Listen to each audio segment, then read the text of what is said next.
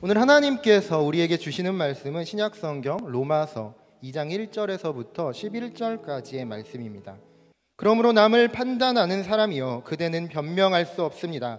그대는 남을 판단하는 그것으로 그대 스스로를 정죄하고 있습니다. 남을 판단하는 그대가 똑같은 일들을 행하기 때문입니다.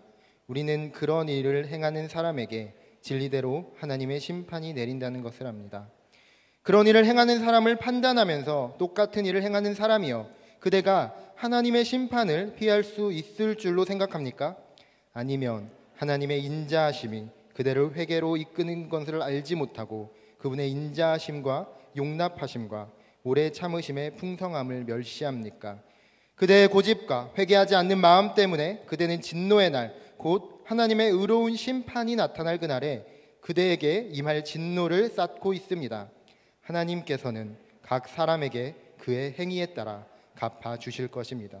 참고 선을 행해 영광과 존귀와 불멸을 추구하는 사람에게는 영생을 주시나 자기 이익만 추구하고 진리에 순종하지 않고 불의를 따르는 사람에게는 진노와 분노를 내리실 것입니다. 악을 행하는 모든 사람의 영혼에 환난과 고통이 있을 것입니다. 먼저는 유대 사람에게 있을 것이며 다음으로는 그리스 사람에게 있을 것입니다. 그러나 선을 행하는 모든 사람에게는 영광과 존귀와 평강이 있을 것입니다. 먼저는 유대 사람에게 있을 것이며 다음으로는 그리스 사람에게 있을 것입니다. 함께 읽겠습니다. 이는 하나님께서 사람을 편애하시지 않기 때문입니다. 아멘. 지난 시간에 우리는 이 땅에서 하나님을 믿지 않는 자들에 대한 진노의 이야기를 함께 나누었습니다. 하나님을 믿지 않는 사람들은 이 진노를 피할 수 없습니다. 모든 불의 그리고 모든 불경건에 대하여 하나님은 분명한 진노를 말씀하셨습니다. 그들은 하나님이 없다라고 이야기할지 모르지만 이미 온 세계 만물을 통하여서 하나님의 살아계심과 창조주의 흔적을 하나님께서 남겨두셨고 그들이 하나님의 존재를 알면서도 경외하지도 감사하지도 않았기 때문에 이 하나님의 진노가 임하는 것을 막을 수 없다라는 것을 우리가 지난 시간에 함께 말씀을 통해 배웠습니다. 그래서 하나님을 믿지 않는 자들이 원하는 것을 갖는 것은 축복이 아닌 저주다. 나의 뜻대로 원하는 대로 되는 것은 저주다. 그런 이들에게 우리는 복음의 증거자로서 하나님이 어떤 존재이시고 그 진노의 자리에서 우리를 건져내시는 분이라는 사실임을 바로 우리가 전할 때 하나님께서 그들을 회복시켜 주시고 살려주신다라고 함께 말씀을 나누었습니다. 하나님을 믿지 않는 자들에게, 이런 죄 가운데 빠져 사는 이들에게 복음이 필요한 것은 너무나 당연한 일입니다. 하지만 복음이 그들에게만 필요한 것인가? 우리 모두 알고 있지만 복음은 모든 사람에게 주시는 하나님의 능력이고, 그렇기 때문에 믿지 않는 자들뿐만이 아니라 믿는 이들에게도 복음이 필요하다는 것을 우리는 기억해야 합니다. 성경은 믿는다고 하는 사람들이 빠지게 되는 죄에 대해서 이야기합니다. 저와 여러분이 이 자리에 나와서 하나님의 말씀을 듣고 있고 이 자리에 나와서 하나님의 부르심에 대한 진지한 고민을 갖고 살아가지만 믿는다고 하는 사람들이 그래서 죄에 대해 아무런 영향력을 받지 않는 것이 아닙니다. 특별히 믿지 않는 사람들은, 믿는 사람들은 믿지 않는 사람들이 저지르지 않는 죄를 한 가지를 더 저지르며 살아갑니다. 그것이 무엇이냐면 바로 신앙 불감증이라는 죄입니다. 신앙 불감증. 나의 행동이 죄라는 자각이 없는 상태, 말씀이 아무리 나의 모습을 거울처럼 비춰주더라도 그것은 나와 상관없다라고, 아무런 감동도 없고 아무런 찔림도 없고 그렇게 아무런 영향력이 없는 상태, 이것이 바로 신앙 불감증의 상태이자 믿는 자들이 저지르는 가장 큰 죄입니다. 지난주에 우리는 인간 타락의 전적 교리라고 불리는 29절과 31절의 말씀을 보았습니다. 29절과 31절 말씀, 21가지의 죄악이 나열되어 있었던 것을 우리가 보았죠. 그리고 그에 대한 진노가 반드시 임할 것이다. 그런데 그 말씀에 나오는 21가지의 죄악의 모습을 내가 바라보면서 혹시 이것은 나랑 상관없는 거야, 그것이 나의 인생과는 전혀 상관없는 거야 라고 생각하시는 분들이 계셨다라면 여러분, 그런 분들은 지금 신앙의 불감증에 빠져 있는 것입니다. 죄의 이야기가 전부 남의 이야기가 되고 그로 인해 회개를 원하시는 하나님, 우리가 돌이키기를 원하시는 하나님을 경험하지 못하고 계시다라면 우리는 지금 신앙 불감증에 빠져 있는 것이죠. 신앙 불감증에 빠진 사람들은 복음이 복된 소식이 되지 못합니다. 왜냐하면 그 죄의 문제는 나와 상관없는 일이기 때문입니다. 옛날이라고 지금이랑 다르지 않습니다. 이런 신앙의 불감증에 빠진 사람들은 언제나 있었고 항상 존재했습니다. 오늘 본문 1절 말씀에 보면 이렇게 나와 있죠. 그러므로 남을 판단하는 사람이여 그대는 변명할 수 없습니다. 그대는 남을 판단하는 것으로 그대 스스로를 정죄하고 있습니다. 남을 판단하는 그대가 똑같은 일을 행하기 때문입니다. 신앙 불감증에 빠진 사람들이 가장 먼저 보이는 행동이 무엇이냐? 바로 판단이라는 것입니다. 판단을 하는 이유는 내가 그 일에서 자유하기 때문에, 나랑은 상관없는 일이기 때문에, 그 이야기는 나와는 상관없지만 누군가에게는 해당되는 이야기라고 생각하기 때문에 옛날부터 지금까지 신앙 불감증에 빠진 사람들은 남을 판단하는 것으로 자신의 의의를 드러내고 있었다라는 사실입니다. 제가 단에서 설교를 하고 말씀을 전하고 내려가면 가끔 그럴 때가 있습니다. 어떤 분들이 저에게 찾아오셔서 목사님 오늘 저격 설교 하시던데요 라고 이야기할 때가 있습니다. 오늘 꼭 누구 들으라고 하시는 말씀인 것 같아요 라고 이야기하면서 만면에 웃음을 띠고 마치 나는 아니라고 생각하면서 저에게 찾아와서 그 말씀은 나와 상관없다라는 이야기를 하시는 분들이 계십니다. 여러분, 말씀이 선포될 때 그 말씀이 내 이야기가 아니라 나의 머릿속에 떠오르는 누군가의 이야기라고 생각이 되고 계시다라면 우리 모두는 판단하는 사람입니다. 이 말씀을 누군가가 들었어야 돼라고 마음속에 드는 생각이 있다라면 여러분, 지금 우리는 판단하는 사람이라는 사실입니다. 말씀이 나를 변화시키지 못하고, 말씀을 들어도 찔림이 없고, 말씀을 들어도 그냥 의무적으로 주일에 말씀을 듣는 것으로 만족하는 인생을 살고 있다면 오늘 말씀을, 오늘 2장 1절부터 11절까지의 말씀을 다시 한번 하나님께서 나에게 주시는 말씀이라고 믿고 이 말씀을 묵상해 볼 수 있게 되기를 소망합니다. 이렇게 판단하는 사람들의 특징, 그것은 바로 나에겐 관대하지만 남에겐 철저합니다. 내로남불이죠. 이것이 너무나 자연스럽습니다. 판단하는 사람들의 입에서는 그래서 자연스럽게 비난과 비판이 가득합니다. 교회에 사랑이 없어. 공동체에 활력이 없어. 공동체가 옛날의 공동체가 아니야. 목사가 목사답지 못하고, 순장이 순장답지 못하고, 또 멘토가 멘토답지 못해. 여러분, 이렇게 말하는 사람들이 있습니다. 그리고 내가 그런 사람일 수 있습니다.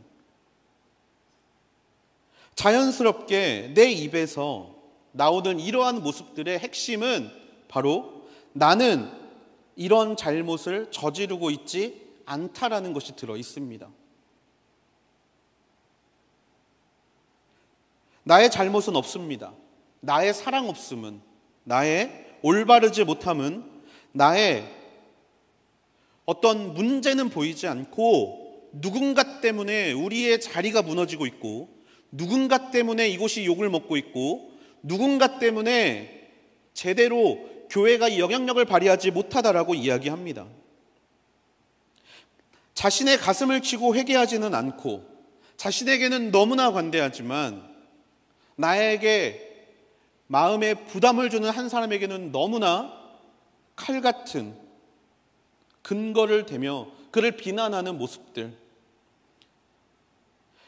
나에게는 하나님이 사랑의 하나님이기 때문에 나의 허물을 용서해 주겠지만 다른 이들의 허물은 정죄받아야 되고 심판받아야 된다라고 생각하는 우리의 모습들. 여러분, 이런 판단의 근거에 있는 마음은 무엇입니까? 교만입니다. 교만. 난 잘하고 있어. 너네가 문제야. 나는 잘하고 있어. 그 이야기는 나와 상관없는 이야기야. 너희들을 들으라고 하는 이야기야. 자기의 모든 일은 합리화하지만 남의 문제는 절대 용납할 수 없다는 확고함. 이것이 바로 교만함이라는 사실입니다. 누가복음 18장 11절과 13절은 이렇게 이야기합니다. 바리새파 사람은 서서 자신에 대해 이렇게 기도했다. 하나님, 저는 다른 사람들 곧 남의 것을 빼앗는 사람이나 불의한 사람이나 간음하는 사람과 같지 않고 이 세리와도 같지 않음을 감사합니다. 저는 일주일에 2번씩 금식하고 얻은 모든 것의 11조를 냅니다. 그러나 세리는 멀찍이 서서 하늘을 쳐다볼 엄두도 내지 못하고는 가슴을 치며 말했다. 하나님, 이 죄인에게 자비를 베풀어 주십시오. 바리새파 사람들은 초점이 어디에 맞춰 있습니까? 남의 죄에 맞춰져 있습니다. 나는 죄를 저지르는 사람이 아니고, 나는 구별된 사람이고, 나는 특별한 열심을 가지고 사는 사람이기 때문에 나에게 문제가 없어. 하나님, 저의 삶에 문제가 없음을 감사합니다. 저들처럼 좌절하고 저들처럼 죄짓지 않음에 감사합니다. 여러분, 이런 인생에는 뭐가 없습니까? 회개가 없습니다. 은혜가 없습니다. 나 같은 죄인을 살리신 하나님의 은혜를 경험할 수 없습니다. 하지만 세리는 누구에게 초점이 맞춰져 있습니까? 나에게 초점이 맞춰져 있습니다. 하나님, 죄인에게 자비를 베풀어 주십시오. 남을 바라보며 그들의 잘못을 판단하는 인생이 아니라 나를 바라보며 자신의 죄악을, 자신의 잘못을, 내가 죄인임을 하나님 앞에 고백하며 자비를 구하는 이 인생에는 무엇이 있습니까? 은혜가 있습니다. 회개가 있습니다. 중요한 것은 아무리 내가 교만해서 남을 판단하고 한들, 아무리 내가 의로운 사람처럼 보여서 다른 사람을 정죄한다 한들 하나님 앞에서는 아무런 의미가 없습니다. 2절 말씀입니다. 우리는 그런 일을 행하는 사람에게 진리대로 하나님의 심판이 내린다는 것을 압니다. 3절 말씀. 그런 일을 행하는 사람을 판단하면서 똑같은 일을 행하는 사람이요, 그대가 하나님의 심판을 피할 수 있을 줄로 생각합니까? 하나님의 심판은 모든 사람에게 동일합니다. 하나님의 진리대로 임합니다. 하나님을 믿지 않던, 하나님을 믿던 안전지대가 존재하는 것이 아니라 모든 사람에게 동일하게 하나님의 심판은 내립니다. 그것을 판단하는 기준은 내가 아닙니다. 하나님이십니다. 하나님의 판단으로 가능해집니다. 남을 판단하다고 해서 하나님의 심판이 나를 비껴가는 것이 아니라 남을 판단한 그대로 내가 하나님 앞에 심판받음을 기억해야 합니다. 하나님은 공정하신 하나님이시기 때문입니다. 이 내용을 묵상하다 보면 누가복음 15장에 나오는 두 아들의 비유가 생각납니다. 여러분, 둘째 아들은 아버지의 존재를 부정합니다. 아버지를 죽은 사람 취급합니다. 그렇게 아버지의 유산을 받아서 아버지라는 존재와 나와의 상관관계를 끊어버립니다. 그리고 세상으로 나아갑니다. 방탕하게 삽니다. 그렇게 가진 모든 것을, 모든 재산을 다 써버리죠. 또 하나의 존재가 있습니다. 하나님을 아는 존재입니다. 그리고 아버지 옆에 있는 존재입니다. 바로 큰아들입니다. 이 큰아들은 어떻습니까? 아버지를 인정합니다. 시키는 일을 다 합니다. 그런데 둘째가 돌아오는 순간 보이는 모습이 어떻습니까? 독선적입니다. 둘째를 정죄하기 시작합니다. 둘째를 판단하기 시작합니다. 그 판단이 어디까지 흘러가느냐? 오래 기다리고 참아주셨던 아버지, 당신이 잘못됐다라고 이야기합니다.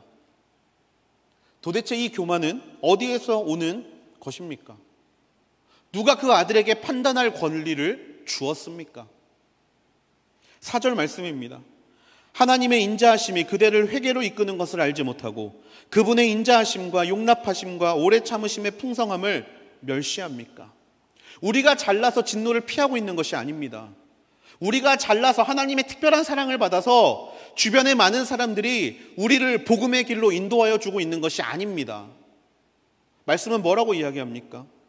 하나님의 인자하심과 용납하심과 오래 참으심의 풍성함 때문에 하나님이 지금 저와 여러분을 기다려주시고 저와 여러분을 당신의 자녀에서 벗어나지 않도록 지켜주고 계시다라는 사실입니다. 내가 잘나서가 아니라, 내가 의인이어서가 아니라 하나님이 기다려주시기 때문에.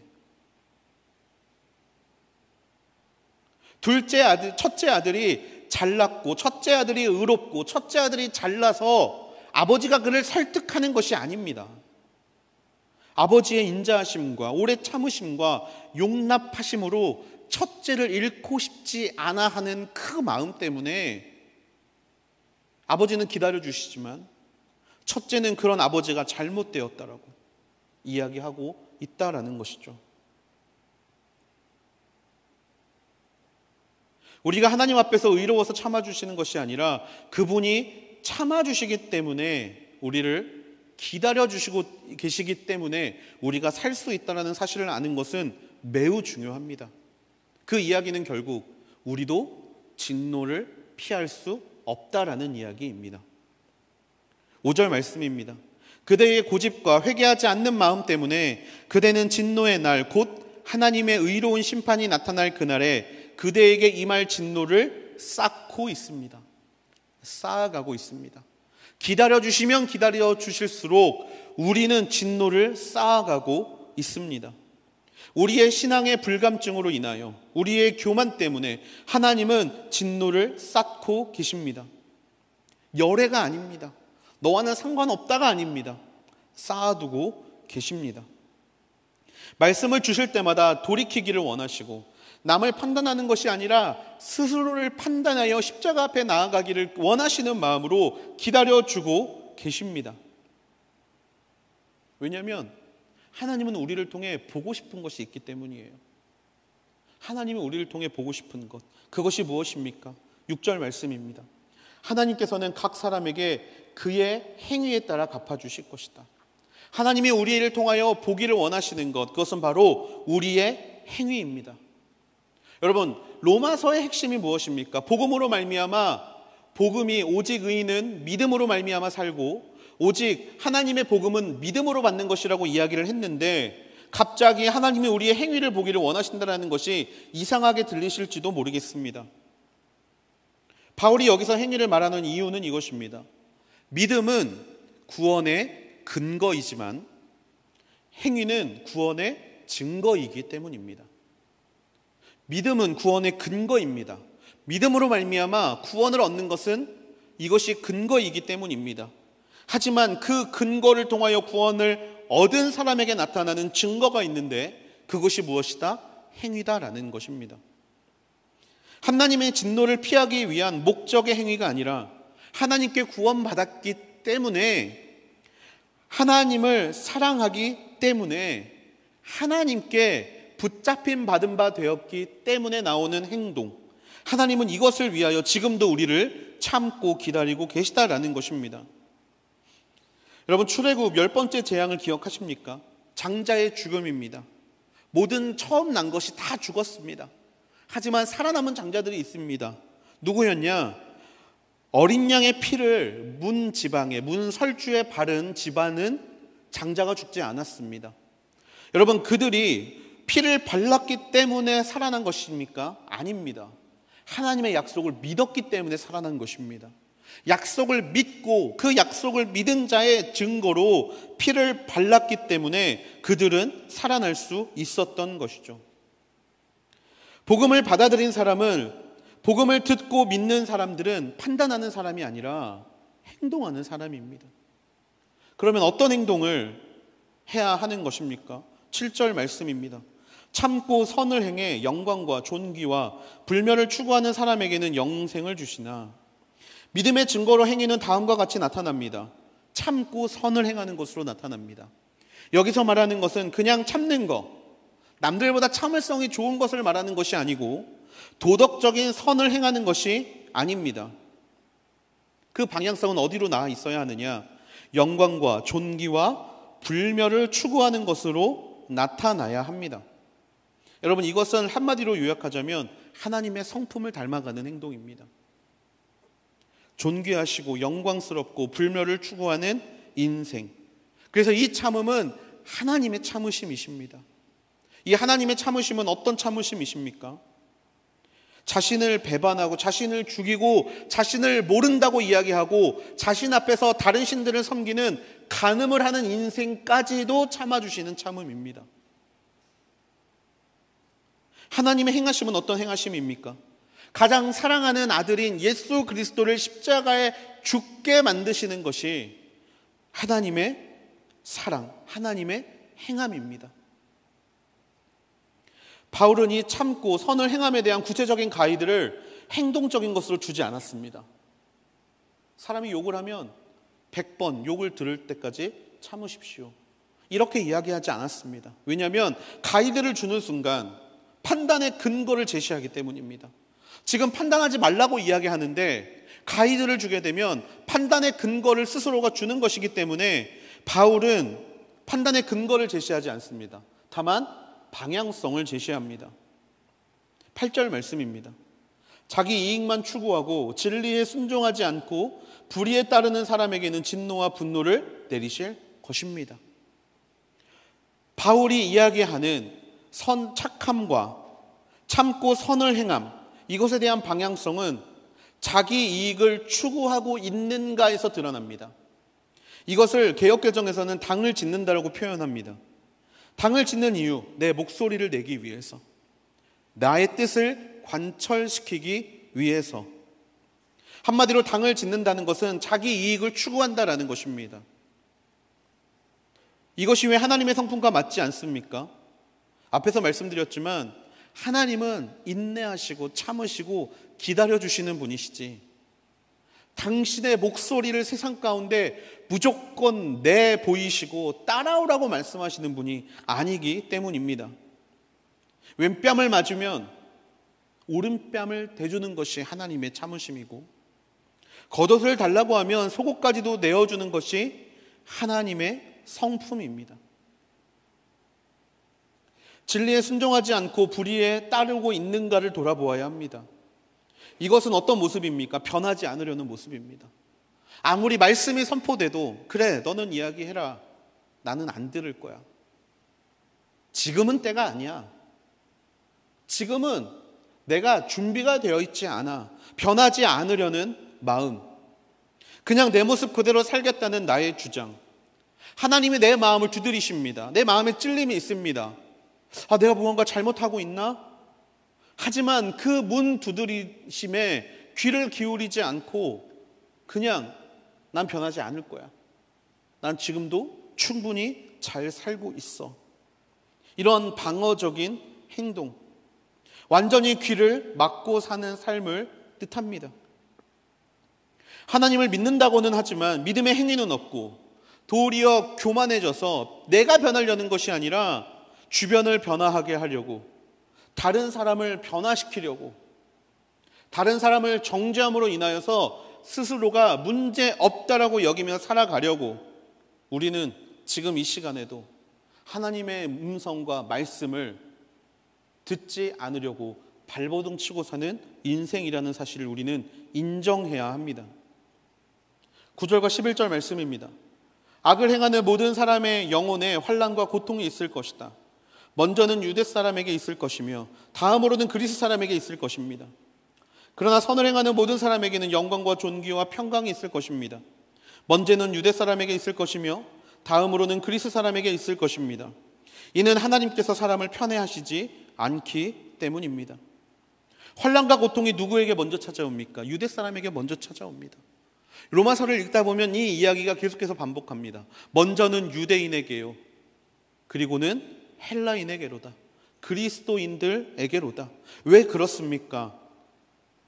첫째 아들이 먼저 깨어서 하나님 앞에 기쁨이 되는 것을 하나님이 바라고 계시기 때문입니다. 첫째 아들이 먼저 그 교만에서 벗어나 말씀이 나의 것임을 인정하고 그 말씀의 선포가 나에게 하시는 것임을 깨닫고 돌아오기를 원하시기 때문입니다. 하나님을 믿는 우리가 먼저 하나님의 진노를 피할 수 있는 복음을 붙잡는 것을 하나님은 기다리고 계십니다. 먼저 믿었다는 것을 정당하게 생각하지 마십시오. 여러분, 하나님을 믿는 것은 선착순의 이벤트가 아닙니다. 내가 먼저 믿었으니까 나는 안정권이야, 나는 합격권이야. 아닙니다. 하나님을 믿는 것은 이 복음을 매일 얼마나 뜨겁게 붙잡는가, 그 복음이 얼마나 나를 붙잡아 사는 인생으로 살아가는가, 이것이야말로 하나님을 믿는다는 것이고, 이것이야말로 하나님께서 우리에게 바라시는 것임을 믿습니다. 먼저 믿었다는 것은 자랑할 것이 아니라, 남을 판단해야 되는 것이 아니라, 도리어 내 몸에 상처가 있음을 보여줘야 하는 행동입니다. 내 몸에 그리스도의 흔적이 있다라는 바울의 말을 우리는 한시도 잊지 말아야 합니다. 이 흔적은 낙인입니다. 이 흔적은 훈장이 아니라 세상의 손가락질을 받는 흔적입니다.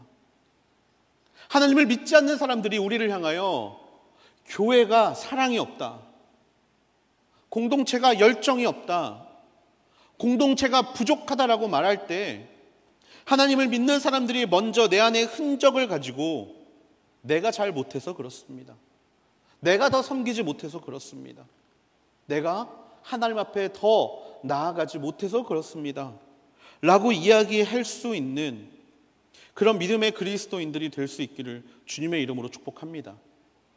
말씀을 마무리하려고 합니다. 여러분, 믿지 않는 자들과 믿는 자들에게는 동일한 심판이 임합니다. 이 동일한 심판을 우리도 겪어야 합니다. 우리도 감당해야 합니다. 그렇게 우리의 신앙의 불감증에서 벗어날 수 있게 되는 저와 여러분이 되기를 주님의 이름으로 축복합니다.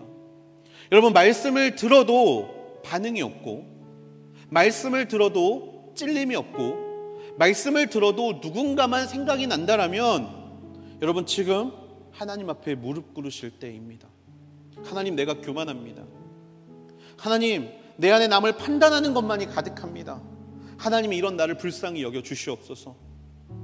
내가 먼저 하나님 앞에 무릎 꿇는 인생, 내가 먼저 이 깊은 웅덩이와 수렁에서 건지시는 하나님의 복음의 능력을 붙잡는 인생이 되기를 소망합니다. 그렇게 말씀은 믿지 않는 자들을 향하는 것이 아니라, 누군가 필요한 자들에게 향하는 것이 아니라 나에게 향하고 있음을 인정할 수 있게 되기를 소망합니다. 여러분, 다윗이 신앙의 리더가 된 이유가 무엇이라고 생각하십니까? 기름 부음 받아서? 타고날 때부터 금수저여서? 아닙니다. 다윗이 신앙의 리더가 될 수 있었던 것은 신앙을 합리화하지 않았기 때문입니다. 신앙을 합리화하지 않아서 자신의 신앙을 기준으로 다른 이들을 판단하지 않습니다. 다윗은 나단이 자신의 죄를 지적할 때, 맞습니다, 그것이 나의 죄입니다, 내가 하나님 앞에 범죄했습니다, 바로 그 자리에서 무릎 꿇고 기도할 수 있는 신앙을 가진 사람이었기 때문입니다. 믿음의 자녀는 말씀을 남을 판단하는 데 사용하는 것이 아니라 나를 판단하는 데 사용합니다. 말씀에 반응하는 우리 모두가 되기를 소망합니다. 신앙의 불감성이 아니라 신앙의 민감성을 갖게 되는 저와 여러분이 되기를 소망합니다.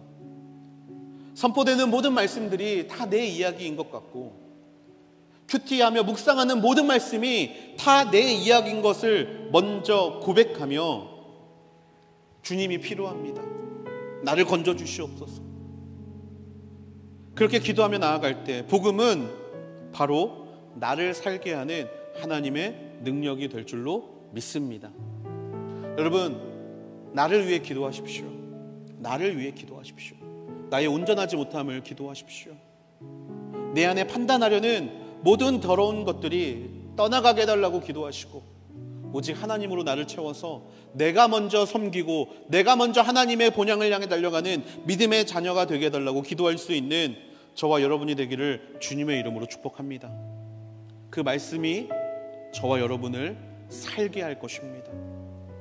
그 말씀이 저와 여러분을 다시 한번 예수 그리스도의 십자가 앞으로 이끌어 갈 것입니다. 마지막으로 1절 말씀을 여러분에게 읽어드리겠습니다.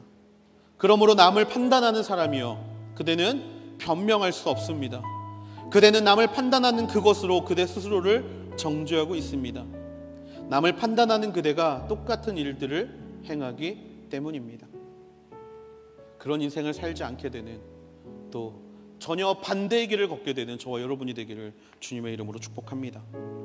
우리 시간 하나님 앞에 기도하며 나아가기를 원합니다. 이 시간 하나님 앞에 기도할 때 우리의 모습을 돌아보며 하나님 앞에 고백하며 나아가기를 원합니다. 사랑하는 아버지 하나님, 내 안에 신앙의 불감증이 있습니다. 아버지, 내 안에 의인의 모습을 흉내내려는 모습이 있습니다. 아버지, 내 안에 나에 대해서는 관대하지만 보이는 사람들에게는 너무나 엄격한 그런 바리새인과 같은 모습이 내 안에 있음을 고백합니다.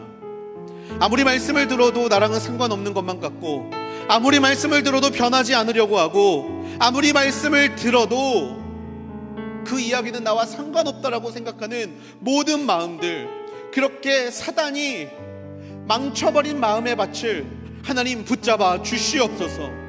아버지, 그 마음의 밭을 회복하기 위하여 우리에게 필요한 것이 있습니다. 사랑이 많으신 아버지 하나님, 복음이 필요합니다. 하나님께서 당신의 아들인 예수 그리스도를 우리에게 허락하셔서 당신의 자녀 삼아 주셨다라는 그 복음이 오늘 남을 판단하는 인생으로 살아가는 나에게 필요합니다. 주여, 그 복음이 나의 이야기가 되게 하여 주시옵소서. 주여, 그 복음이 나에게 주시는 하나님의 은혜가 되게 하여 주시옵소서. 하나님, 그 복음이 나를 변화시키는 하나님의 능력이 되게 하여 주시옵소서. 이 시간 다시 한번 그 복음을 붙잡고 나아갑니다. 판단하는 모든 모습들, 정죄하는 모든 모습들, 남들에게 모든 이유를 돌리는 모든 모습들을 우리의 모습 가운데서 제하여 버려주시고 오직 하나님만 바라보고 하나님께 나를 올려드릴 수 있는 믿음의 자녀가 되게 하여 주시옵소서. 우리 이 시간 그렇게 결단하며 이 시간 주여 한번 부르짖고 하나님 앞에 기도하며 나아가기를 원합니다.